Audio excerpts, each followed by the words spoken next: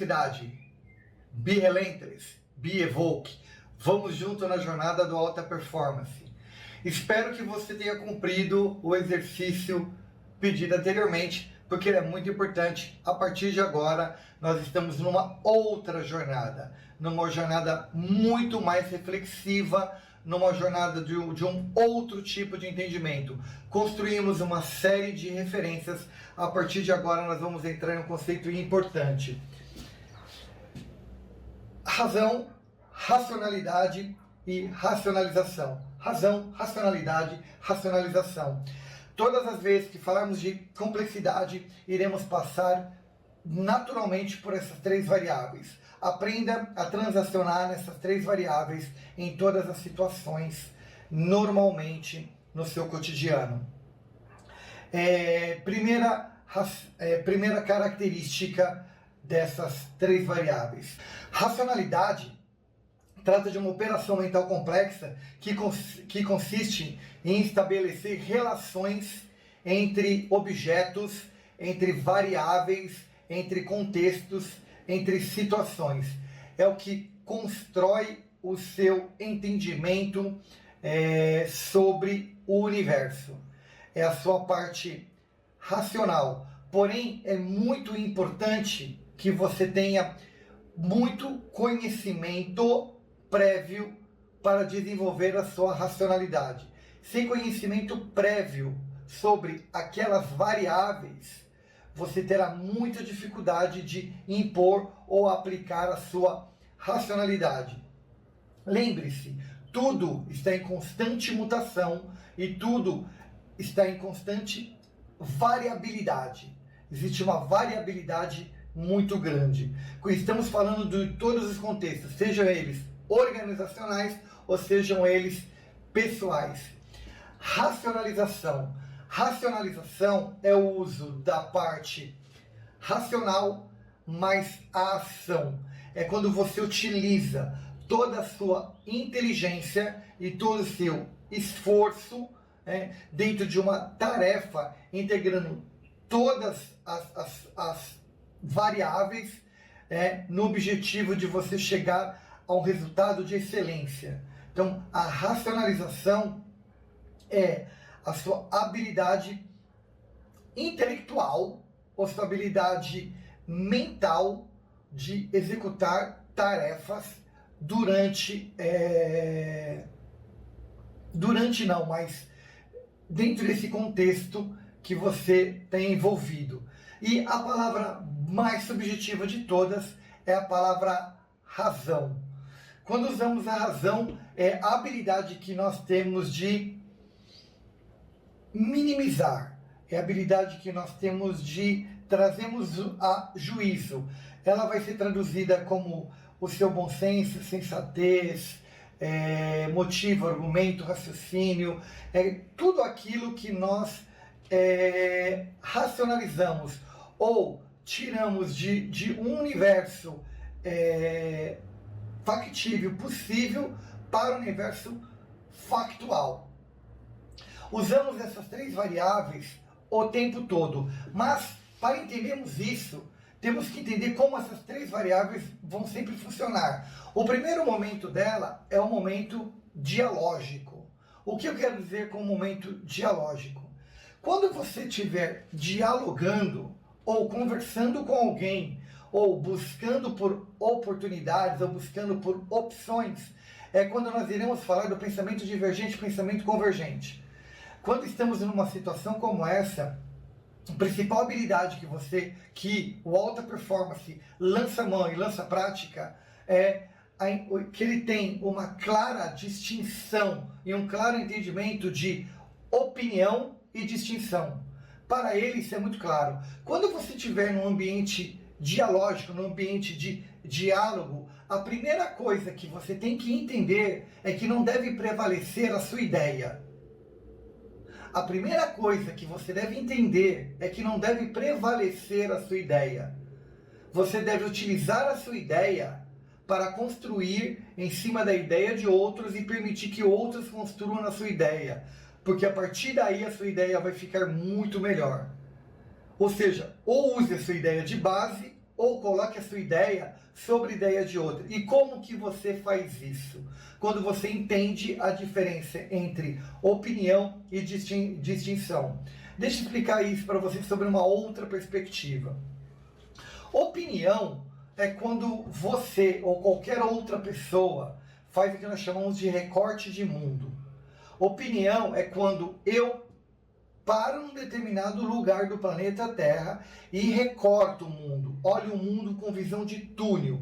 E a partir dali eu falo assim, para mim as coisas são assim.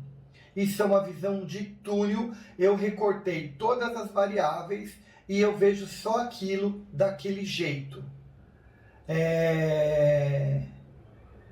Eu gosto de macarrão desde que eu era criança, porque isso me dá prazer. Na minha opinião, macarrão é a melhor comida do mundo. Ponto. Eu emiti a minha opinião. A partir do momento que eu emito a minha opinião e digo que, para mim, macarrão é a melhor comida do mundo, não há nada que outra pessoa no planeta Terra possa falar, porque essa é a minha visão de túnel, é a minha visão que você pode dizer, é a minha visão limitada de universo. Quantos alimentos ou comidas diferentes existem no mundo e quantas comidas muito provavelmente eu nunca experimentei, não faço a menor ideia do sabor, que pode ser infinitamente melhores do que macarrão que existe no planeta Terra, e eu não sei nem o gosto. Estou afirmando que macarrão é a melhor comida do mundo. Para mim, macarrão é a melhor comida do mundo, sem ao menos eu ter provado todas as outras comidas que existem no planeta Terra. Ou seja, eu recortei, tirei todas as outras comidas e disse que a melhor comida do mundo é macarrão. Ou seja, tenho uma visão de túnel. Recortei o universo. E quando você tem uma visão de túnel, não adianta você discutir com a pessoa, porque ela está recortando o mundo, e numa visão de túnel, não há relação. É como se ela estivesse num túnel mesmo, e não tem como ninguém ou outra coisa entrar nesse túnel e mudar essa forma de ver. É um túnel fechado dos dois lados, e tem algo ali dentro, e é limitado aquele universo. Você limitou o universo de informação àquele tempo, àquela situação, àquele cenário. Por isso que as pessoas usam a expressão visão de túnel. Tudo bem? Distinção. Distinção é quando eu ancoro a minha visão sobre algum outro fato ou alguma outra referência. Então eu vou dizer assim, segundo um livro que eu li, a economia, segundo o que eu li hoje de manhã, a economia mais estável no mundo é a economia da Lituânia. A pessoa vai perguntar, o que você leu hoje de manhã? Eu li um blog do XPTO. Aí a pessoa diz, mas você sabia que o blog do XPTO não é um blog econômico? Ele é apenas uma pessoa que tem 14 seguidores e ele escreveu isso com base na visão de mundo dele? Aí eu digo, sério?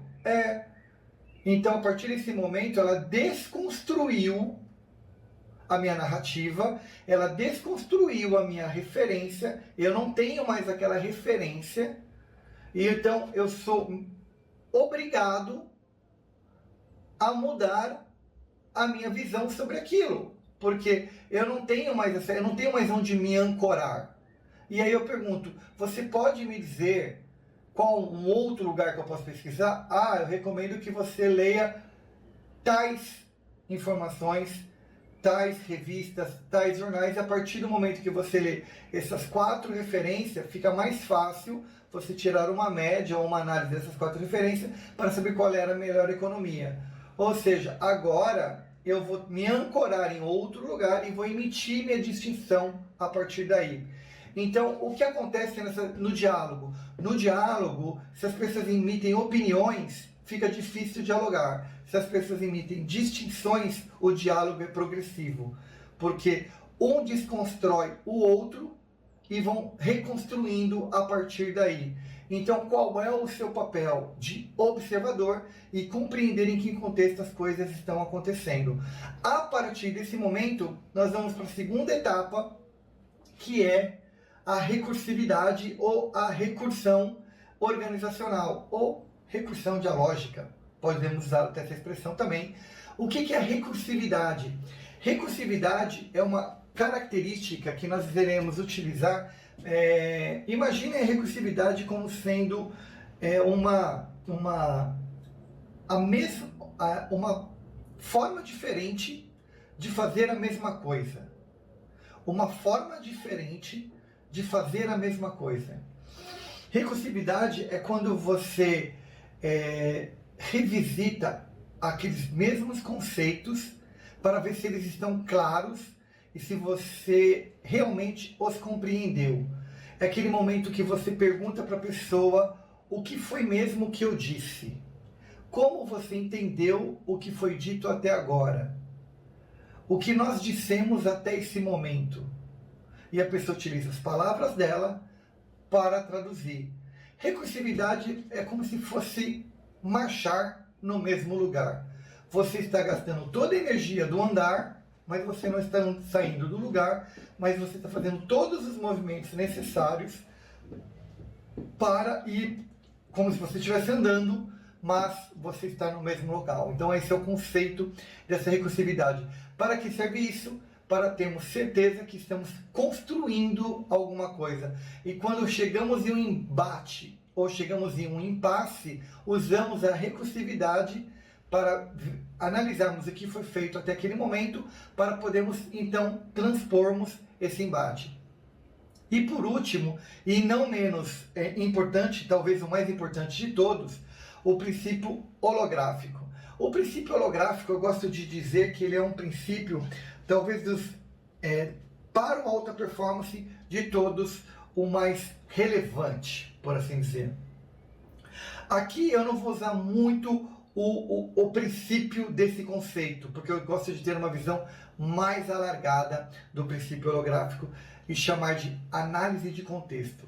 Lembrando, né, que o princípio holográfico é quando parte contém o todo e o todo contém a parte, tá? Mas vamos ter uma análise de contexto aqui. É quando você está num momento dialógico e você está no momento recursivo e você tem aquela propriedade de dar um zoom in e um zoom out na conversa, ou no diálogo ou no contexto. É aquele momento que você consegue sair e olhar a reunião, olhar todas as pessoas sobre um outro ângulo. O que eu te recomendo numa situação como essa? Em alguns momentos você se deslocar fisicamente da reunião, ir pegar uma água, olhar as pessoas de uma certa distância, ficar em um outro local da reunião, se movimentar na reunião, se movimentar na conversa, sentar em um outro lugar. Se você está fazendo um trabalho em grupo, se movimenta no grupo, vá para um outro lugar no grupo, alterne a sua posição, faça parceria com uma outra pessoa, para que você tenha, às vezes, essa mudança física te permite uma outra visão sobre o material que está sobre a mesa, você consegue ouvir uma outra pessoa de uma forma um tanto quanto mais próxima.